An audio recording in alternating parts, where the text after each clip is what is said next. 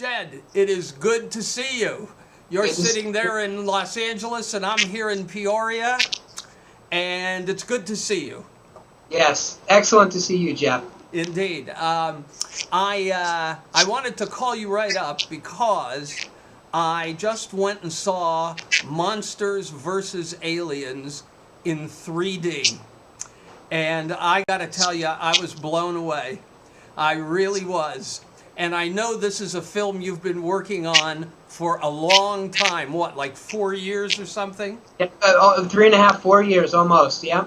Really? So tell me how do you start something like this 4 years ago? I mean, tell me about the moment that you first heard Monsters versus Aliens. So it was an idea that was sort of gestating in a department that we call show development at DreamWorks Animation, and it had a skeleton crew. It had a director. There was a couple scripts. There were people who were producing sort of visual development artwork, is what we call it, where it's like movie moments, characters, things like that, real early on, just sort of like trying to maybe develop the look of the picture a little bit. And I walked into a conference room, and all these things for Monsters vs. Aliens were up. And in looking at them, I thought it was a really cool-looking project. At the time, I was wrapping Over the Hedge. I was on that show, and they were just starting to staff up. So initially, I was interested in doing it. So I sort of put it out there that I wanted to work on the show, and I was the first production person on, and a production person is sort of a managerial role, if you will. So at the time, I handled all departments that were working, which were art department, the story department, the editorial department, and eventually the modeling department and the surfacing department as well. So I handled all those in the beginning, and then sort of as more people came on and the show progressed forward, more people took those jobs away from me, and by the end, I was just the production supervisor for the art department and the modeling department. As a matter of fact, I remember watching the credits roll at the end of the film, and there you were, production supervisor, art department, and I said to myself, now that's something for a kid that was a hot comic actor in the theater arts department at Bradley University. Pretty good. Yeah, it's funny, it's an evolution. I have to say, even though it would seem from the outside that there's not a lot of cross training involved between the theater and running an art department, but there seems to be there's a dealing with personalities is so much of the theater. It's that collaborative process of everybody getting together and everybody having to do their part. Not just acting part, but technically and everything. It's very similar, actually. There are so many people that work on these animated films. I think by the end we probably had a crew of, 200 people maybe, something like that, with everybody working on it.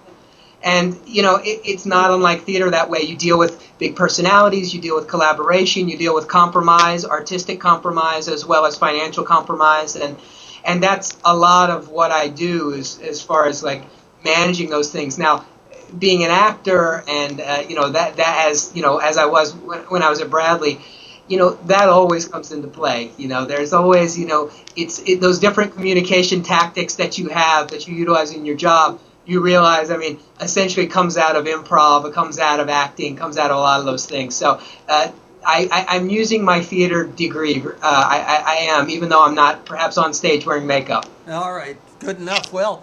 And what's interesting to me is you actually appeared as an actor in the film. I think the first actor I saw in the film, or the first character I saw in the film, the guy with the paddle ball at the beginning of the film, that was you. That was me, yeah. That was me. It's sort of an homage to me. So we have characters, how we populate the movies. We have what we call a generic library. And we have different heads, different bodies, different hairstyles, different facial hair, glasses, different clothing components. And the recipe for that guy was based off of me to look like me, actually. So, yes. And who made the decision to put that guy in the film? It was a couple of the people from the art department in my department. So All right. that's one of the perks. You know, you get your face on one of these generic characters, and perhaps you can get a family name or two on like a radio or something like that. That's one of the perks of my job. Absolutely. Well, we were. I tell you, I said at the outset that I was really, in a sense, and I use the word blown away by this because it was the first 3D movie I had seen in a long time, and a 3D movie that used computer animation so extensively. And first of all, I was amazed at the quality of 3D. I mean, I saw it in a new theater with perfect stadium seats, in digital projection using the latest Christie projectors. And I mean, and I was sitting in the Duke seat in a perfect, I mean, I wanted this to be perfect. I snuck away from work and went in the afternoon, when I didn't think there would be a lot of people there. Actually, it was a pretty good crowd.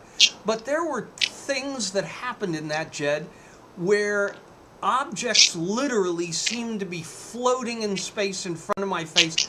And there were times when I just reached out to try to grab those things. And the only time that I found where the setting gave the lie to the illusion was when an object would hit the edge of the screen.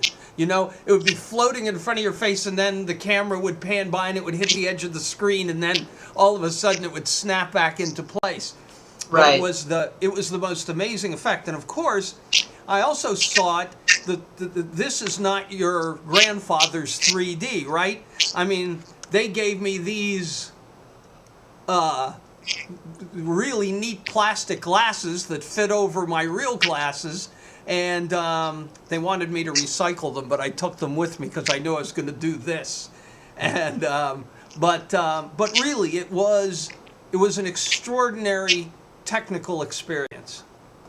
Yeah, I mean, a lot of work goes into it, and we're seeing now like all these other films that are doing this. Pixar has a release.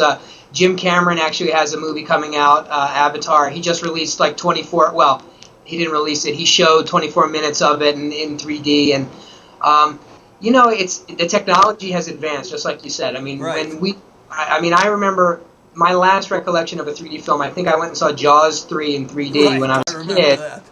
And and you're wearing the anaglyph, the blue and the red glasses, and it's pretty, it's kind of, a little schlocky, So now the way it is, with the technology behind it and with the digital projecting and all that, I mean, you had the problems before. It would be out of sync because it was two projectors projecting at once, and all that stuff is really taken away now. That's out of the equation. And, for us, I mean, the movie was conceived to be in 3D. So from the very beginning, looking at the compositions and looking at the depth that we're creating, like, and how that was going to work, that was there's a lot of time and focus gone into that. So we in our interactive media program here at Bradley, we actually just built a new lab. Not only it's a lab for teaching and creating video game ideas,